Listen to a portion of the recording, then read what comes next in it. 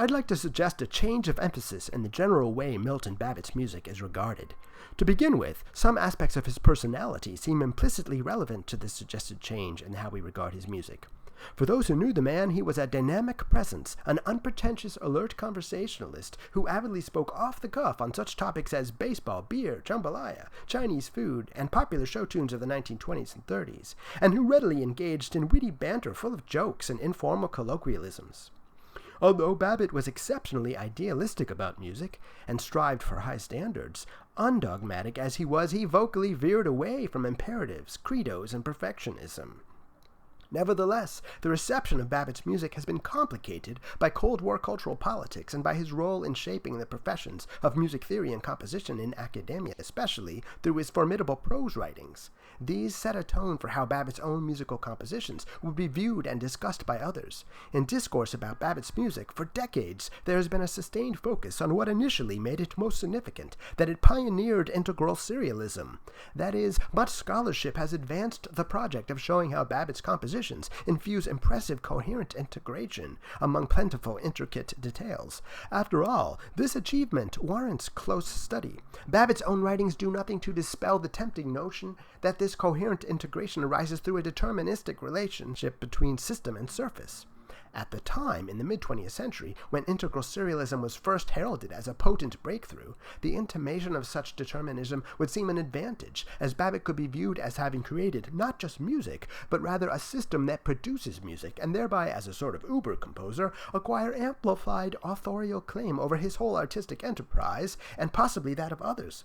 But in historiographic terms, this initial triumph was gained at a price paid later, because over subsequent decades, when fashions moved on and Babbitt's compositional practices evolved strikingly, though without ever retreating, the earlier notion of determinism between system and surface was never thoroughly evaluated or questioned in the historiographic field.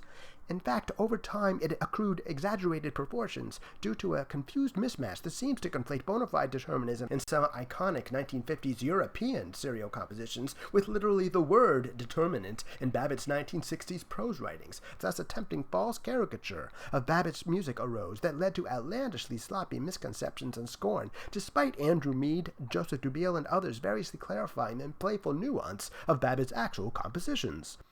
The result is that Babbitt's earned credit as the pioneer of integral serialism comes off as a Pyrrhic victory in the field of merely expedient high-profile historiographic narratives. That is, it's a defeat unless historiography adjusts to the facts about Babbitt's music. Such an adjustment is well served by a keener awareness of the non-deterministic facets of Babbitt's creative process, which, thus far, have been neglected by too many. In this presentation, I emphasize these non-deterministic aspects, that is, the surprisingly bountiful freedoms inherent to Babbitt's compositional approach, and thereby unravel their misconceptions to provide a more inclusive, and in this way more accurate and possibly more intriguing account of Babbitt's creative, artistic contribution. Serialism is the first issue to address. Repeatedly, musicologists have mischaracterized serialism by overstating its determinism, leading to stark misconceptions, especially in regard to Babbitt's music. Misconceived is Kenneth Gloag's assertion of a highly determinate nature of serialism. Richard Taruskin carelessly or cynically suggests that serial music has fixity and exactness determined by algorithms.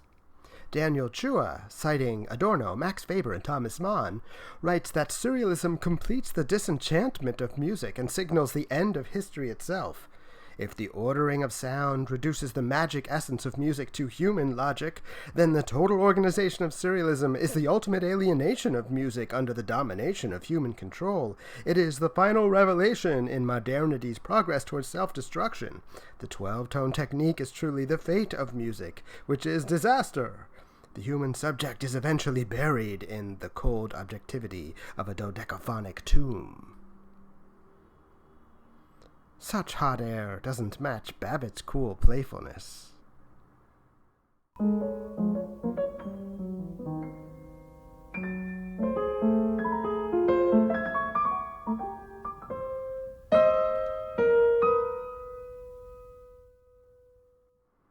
I don't hear doom, gloom, and tomb, or destruction and alienation.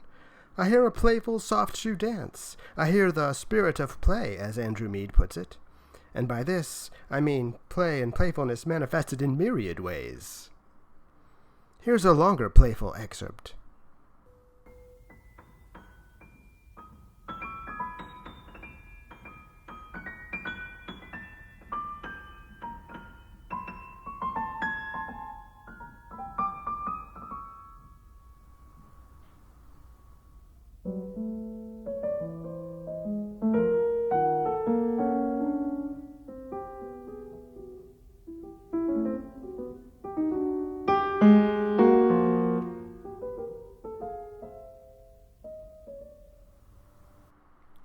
Unlike Boulez's deterministic structures 1A, Babbitt's approach is not total ordering, but partial ordering. Total ordering versus partial ordering is not just a slight difference. Rather, it's like having received an $100,000 cash payment versus playing the lottery for an $100,000 jackpot. Yes, it's that kind of difference. They both mention $100,000, but it's foolish to confuse these. Perhaps some people assume that when music or other art is created through a devised system, the more complex or opaque that system is, the more it is deterministic. This is monumentally false. Think of all the rule-based games people enjoy. Chess, bridge, baseball. Babbitt composes based on a predetermined array of pitches.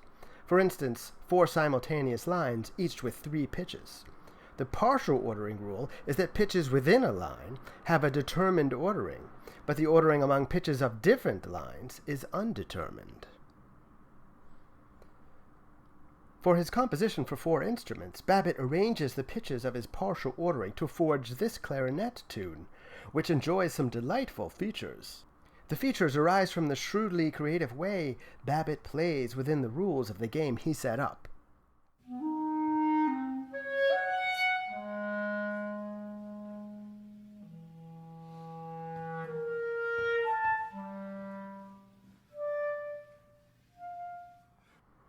Within the game's rules, there are 369,599 other orderings he could have forged, such as this one.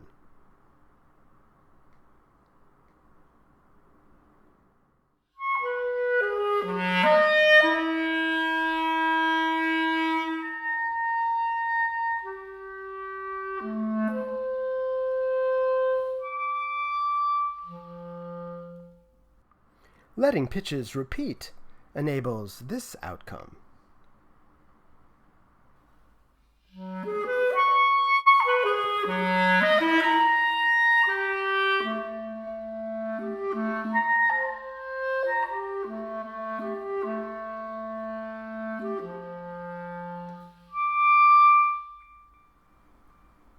Merging the 4 lines into the same register enables this tune.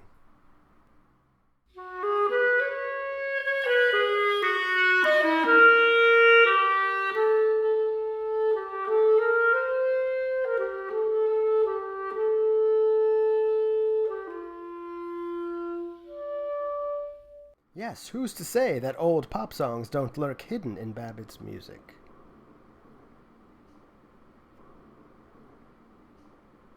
Don't underestimate the freedom of partial ordering.